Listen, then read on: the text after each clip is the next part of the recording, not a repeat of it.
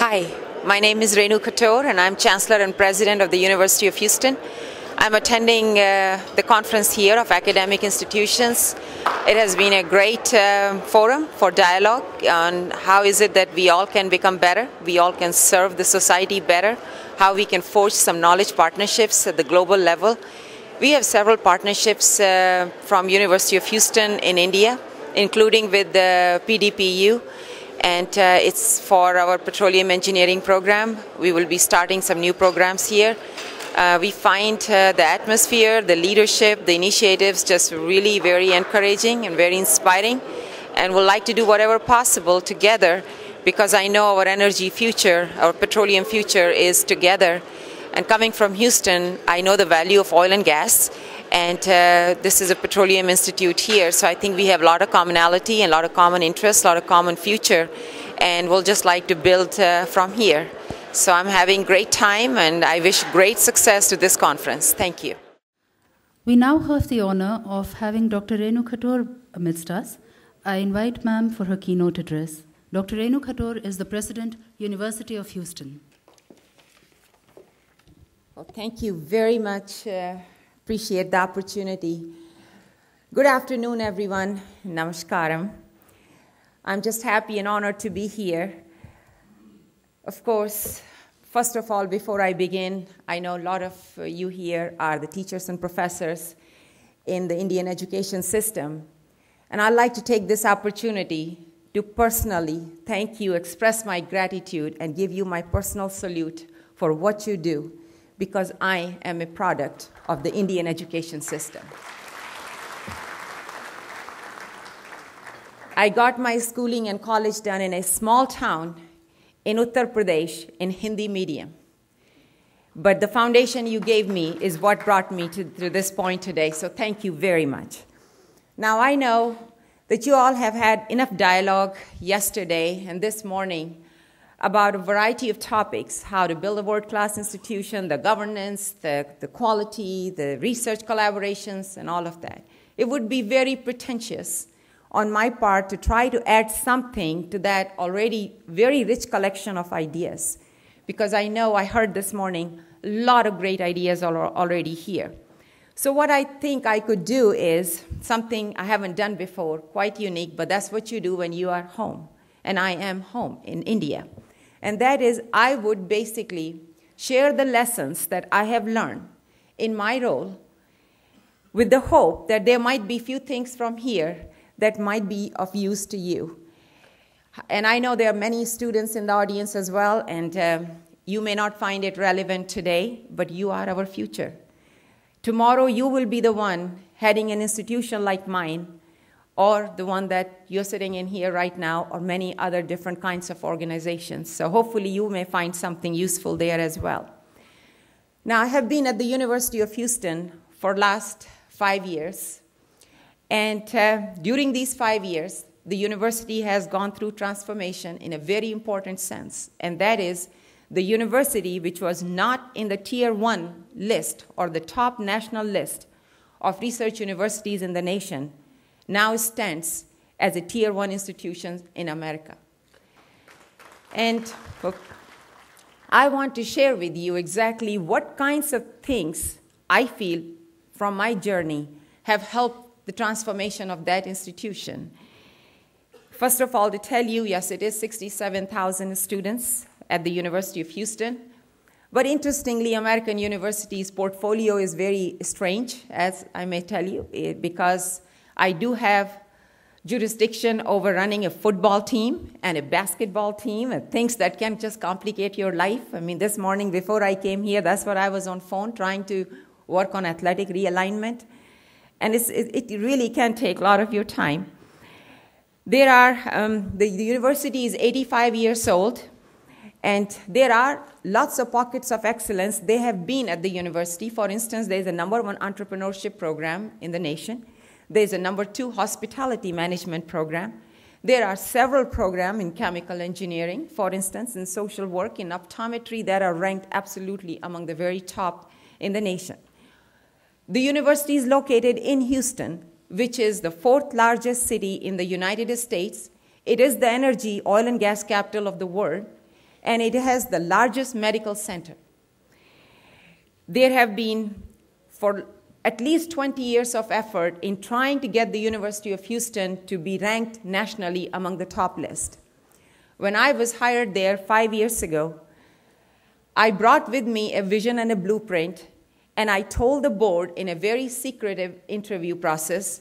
There were 134 candidates. They invited 4 after a thorough vetting, and those 4 did the interview. And during my interview, I basically gave them the vision. I told them it is possible for this university to be ranked in the top, and these are the things that need to be done.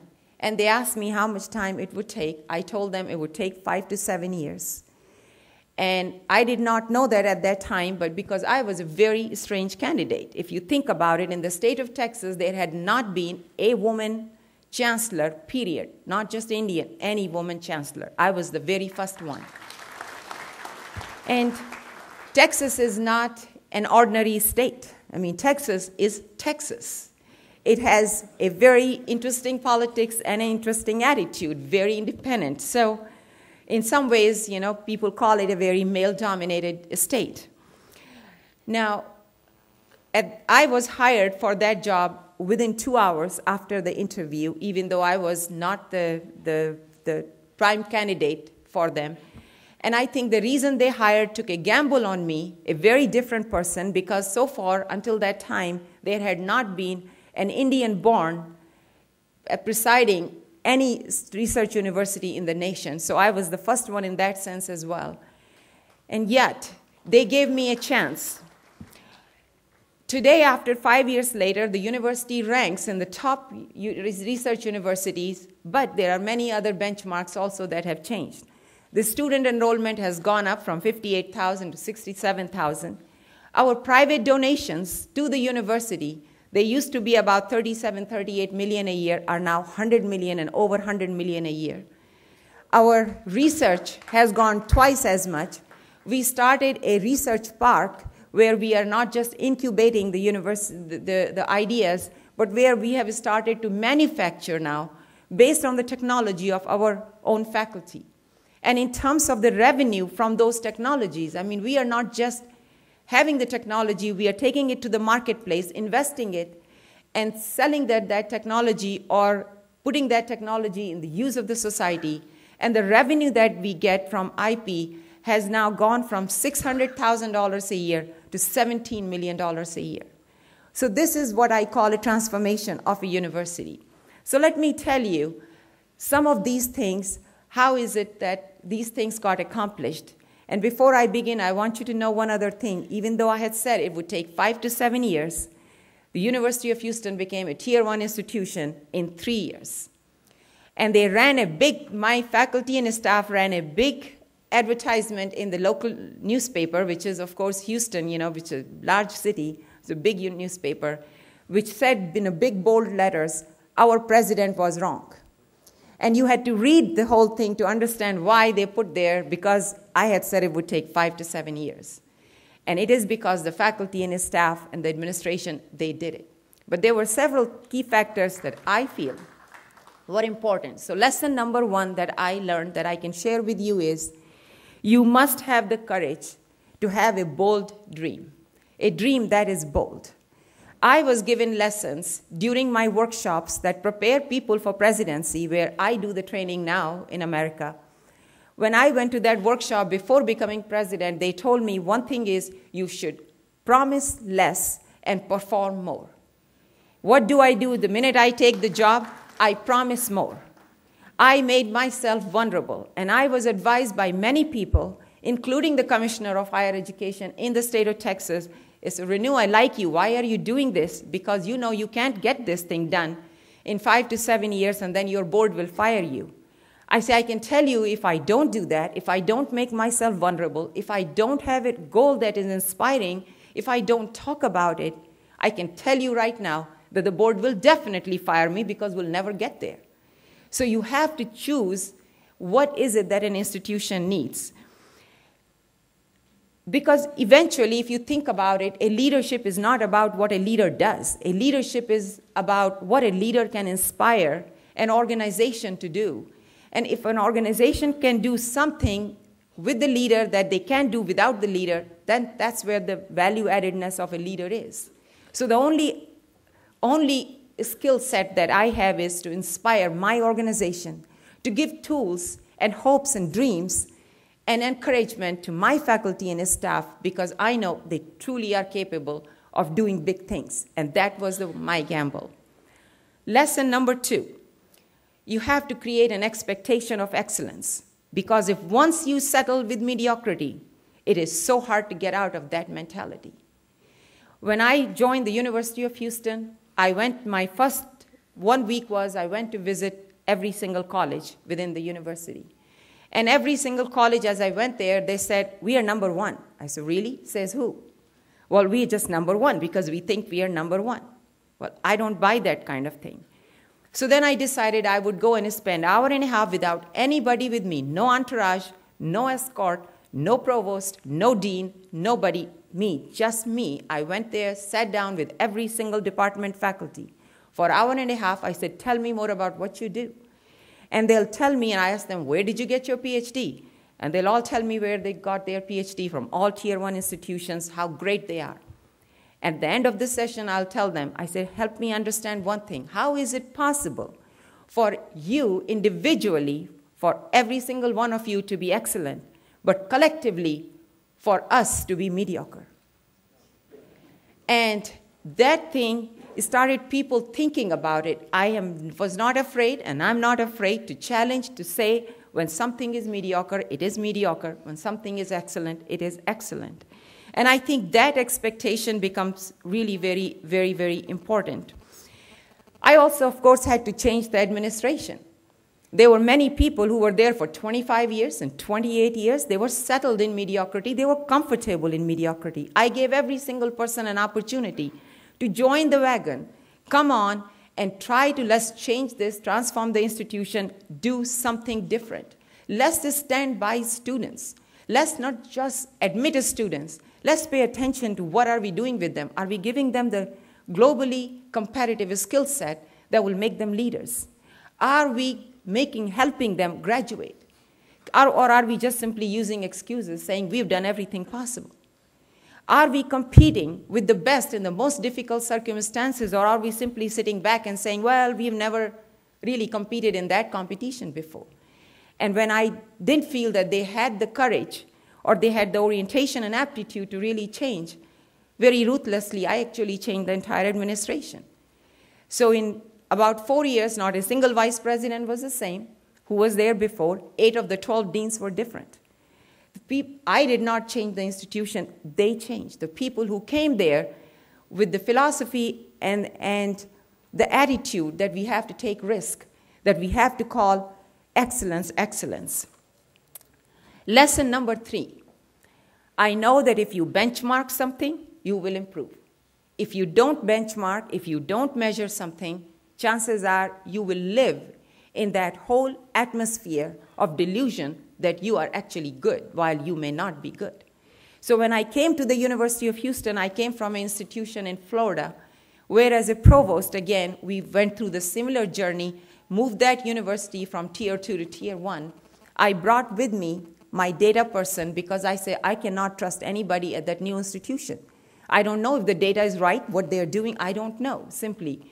So I wanted to bring somebody with me, and that person came there very ruthlessly, made sure that the database was right, was correct, the measurements were good, so that I knew where the pockets of excellence were and where the pockets of excellence were really not there. We said we'll use international and national benchmarks. And if people said we are number 1, where, which database? And if you don't have the database to show, fine, then tell me how in your own discipline people think that you are number 1 or whoever is number 1, and what would it take us to get to the next level? And I can tell you that did become very important. And then came the budget cuts, because you all know the United States of America's economy has been bad. We were lucky in Texas and in Houston with oil and gas. We did not have that kind of budget problems, but nonetheless, we did have budget cuts. When the budget cuts came, the first issue came from the faculty and from the staff, and particularly administration as well, what about our goal of being tier 1 now? Because we have complete benchmarks, the whole blueprint, exactly how we are going to get there. Where we are, where we need to go, what's the fuel, and how we will achieve and be there. They said, maybe we should think about our goal. I said, excuse me, once we collectively set the goals, we do not negotiate on goals. Goals are what they are. They will remain what they are. Let's sit down, brainstorm on how we will get there. If the state will not give us money, there may be other ways for us to raise money, to grow money, to develop money, to find funds so that we can invest. And people know me there that I do not negotiate on goals. One of the things when I came, I said we need to have, for being a world-class institution, being nationally ranked, I mean, we knew exactly where we wanted to be ranked. In order to be nationally ranked, we need to have more members of the National Academy who are very few and very prized. I said we need to recruit members of the National Academy. I was told by all my top faculty, they said it is not possible because University of Houston has not recruited one since 1984. I said, well, that's okay, because University of Houston was recruiting for the University of Houston. We are going to recruit now for Houston, not for the University of Houston, because we have many institutions in Houston. Researchers simply want to be able to do research. They don't care the setting that you are in. We have to develop partnerships. We have to build alliance with other institutions. But if we recruited to give them an opportunity, a platform in Houston to do their research, I know we can compete against the best and we can recruit people here. It took us 7 months, but we got our first member of National Academy recruited. All of a sudden, the faculty's eyes changed. They said, oh, it is possible. You have to find a way to give confidence to the institution that things are possible. Okay. The one other thing that became important for us in terms of measures and benchmarks is, because at the end of the day, a university is a university because of its students. You, students, whoever you're here, I know, you are the heart and soul of an institution. Because if the students were not at a university, we would be an institute, a center, we will not be a university. So our first and foremost attention has to be students. Are we just admitting? What are we doing with them? We completely changed the portfolio of the University of Houston. We built so many residence halls. We built the dining facilities that I can guarantee you today that if you do come, you'll find that there are not that many kinds of dining facilities anywhere in the world. We did not want to build things that were just okay, because I want my students to come to the university regardless of what backgrounds they come, and I know we serve many students from very underprivileged backgrounds. I want them to come, feel special, know that we treat them like they're the best in the world, and that because once they graduate, they will go and do things that are best in the world. So, now, lesson number 4 that I have learned, and that is a university can only be successful if a community wants that university to be successful. That means university has to be relevant to the community. In order for us to be relevant to the community, we had to see what is it? What's the industrial base of our city? Energy industry. You have oil and gas. Every single major oil and gas company has a headquarters there in Houston. Well, the University of Houston didn't even have a petroleum engineering program. If you don't care for the industry, the workforce, the talent they need, why should the industry care and come to you and help you when you need help and help you build?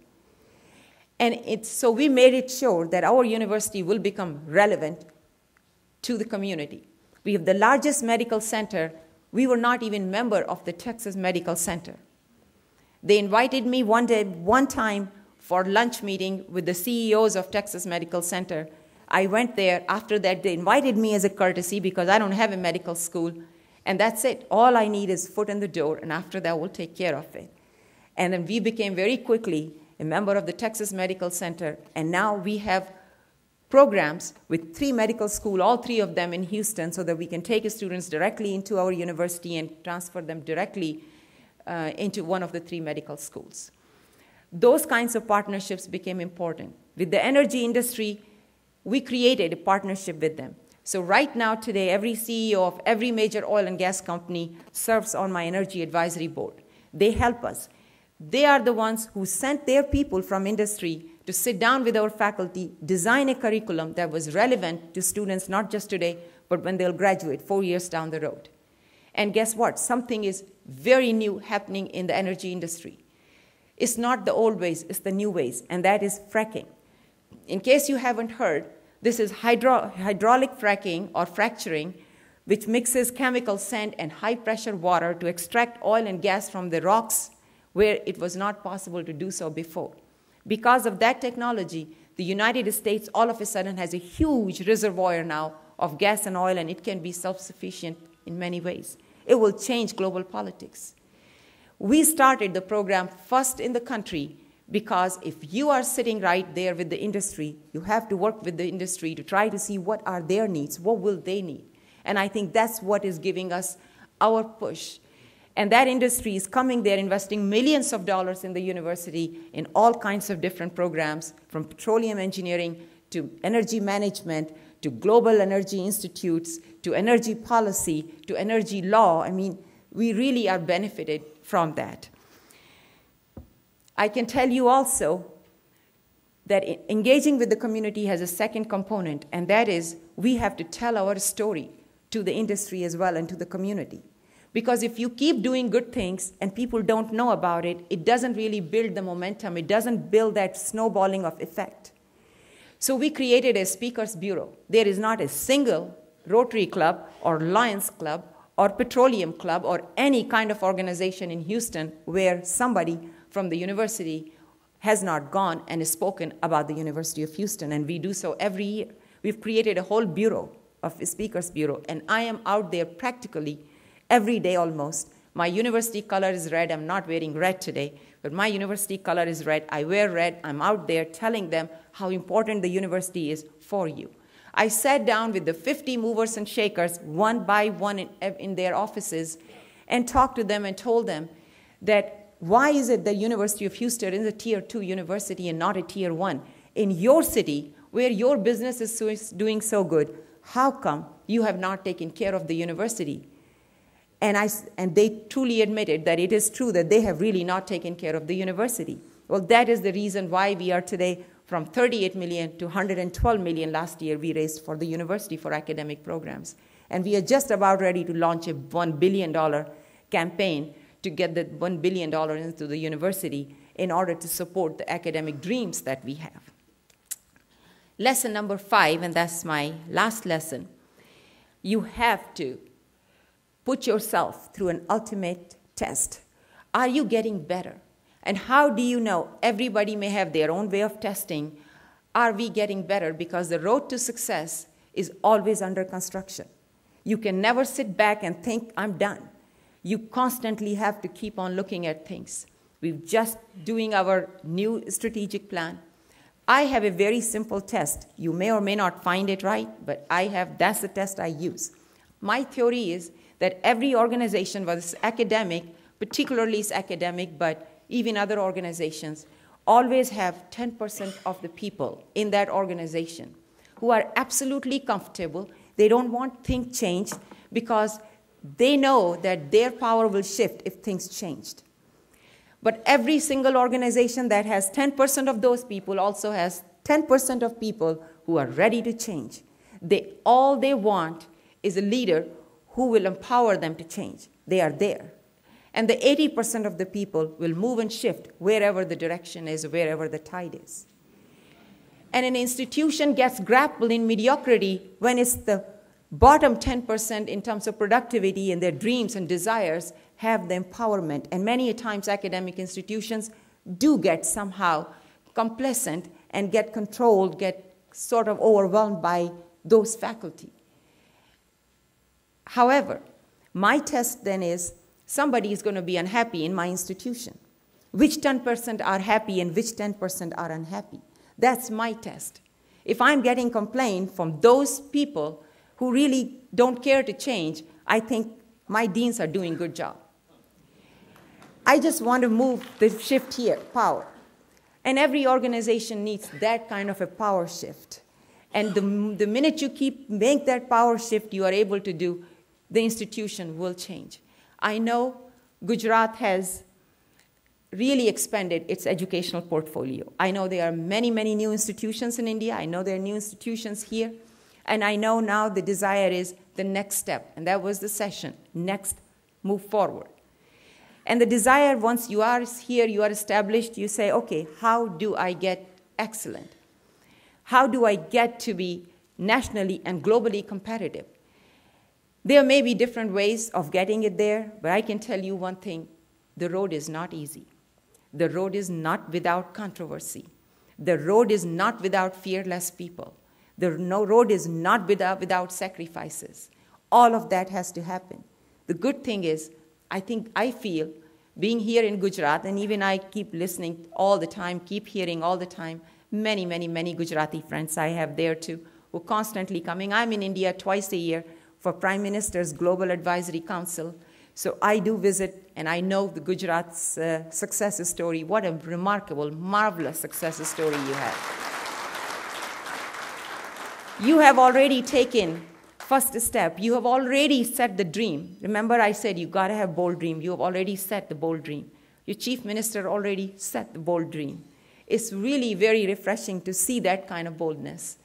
And now I think it is up to every single one of us, from students, the faculty, to staff, to administration, to the government, to society, to industry, to really pull together and say we are not going to tolerate mediocrity. And I can tell you at my institution, I do my level best to empower the students because I know their future is at stake, whatever we are doing today. When we start freshman class, I visit every single student because I target freshman classes and I personally go visit them and I tell them, thank you for coming to the university. I'm so happy you're here. And now I'm committed to you. And I give them my personal email. I said, I'm watching for you. If you cannot resolve your issue, you send me an email. And they do. And this way I also know what kinds of issues are being taken care of.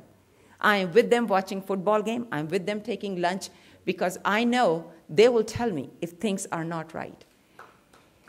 And then I always use social media as well. I mean, I'm constantly on Twitter, so I know if there are problems because people will tweet and tell me the things are wrong, the Wi-Fi is not working or the parking is not available.